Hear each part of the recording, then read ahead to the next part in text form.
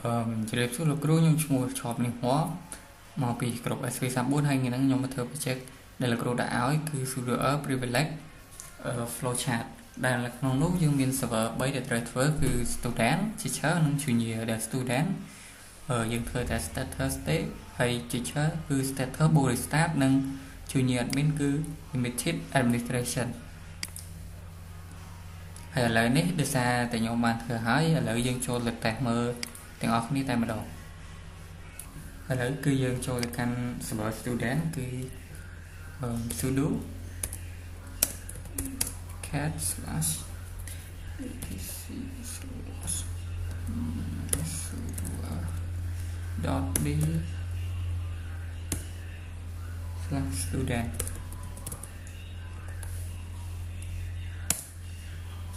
password គឺ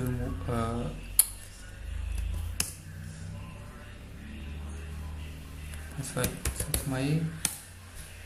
ហើយឥឡូវយើងចូលមកដល់នឹងហើយគឺនេះគឺជា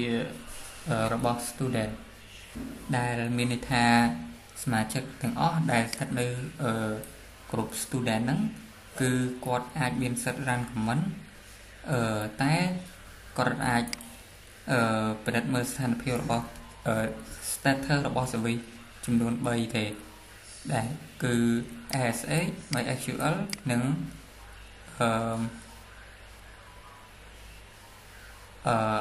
Nginx ហើយឥឡូវគឺយើងចូលទៅserver របស់ teacher ម្ដងដែលយើងបានកំណត់ setter ជាមួយនឹង restart ហ្នឹងឥឡូវយើង copy វាហើយផាសដោយសារយើងចូល teacher ឥឡូវយើងត្រូវដូរទៅ teacher វិញហើយយើងបានចូលមកដល់ server teacher ហើយដែលនៅក្នុង teacher ហ្នឹងក្រុមteacher ទាំងអស់គឺគាត់អាចមានសិទ្ធិមើល setter និង restart service បានគាត់អាចមានសិទ្ធិមើល setter និង restart service ទាំង3គឺ ASH MySQL ជាមួយនឹង Nginx ហើយឥឡូវយើងចូលទៅដែលនៅក្នុងនោះចំណុចពិសេសរបស់កន្លែងហ្នឹងគឺ no password ពេលដែលត្រួតពិនិត្យ status គឺយើងអត់ចាំបាច់វាយ password ទេវាដើរភ្លាមតែម្ដងប៉ុន្តែបើយើងចង់ restart គឺវាទាមទារយើងវាយ password ដើម្បីសុវត្ថិភាពឥឡូវគឺយើងចូលទៅjunior admin ម្ដង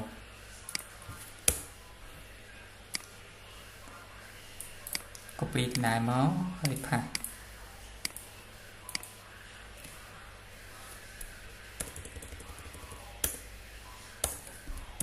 junior admin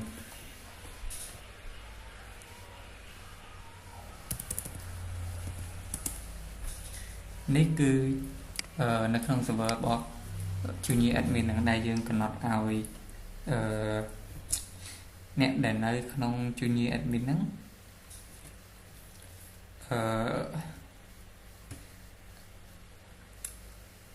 គឺគាត់អាចបង្កើតឈ្មោះតំណាងឲ្យ comment បានហើយដើម្បីឲ្យមើលទៅស្អាតនិងមានភាពងាយស្រួលដែលសិទ្ធិនៅក្នុង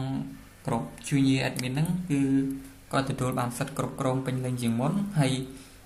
គាត់អាច status បាន start restart និង stop បានទៅលើ service ទាំង3ASH MySQL និង Nginx ហ្នឹង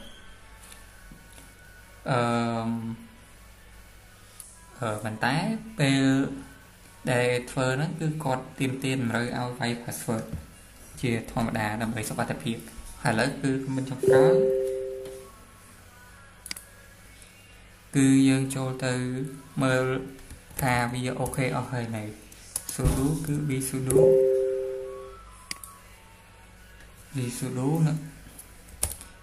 .c អូច្រឡំ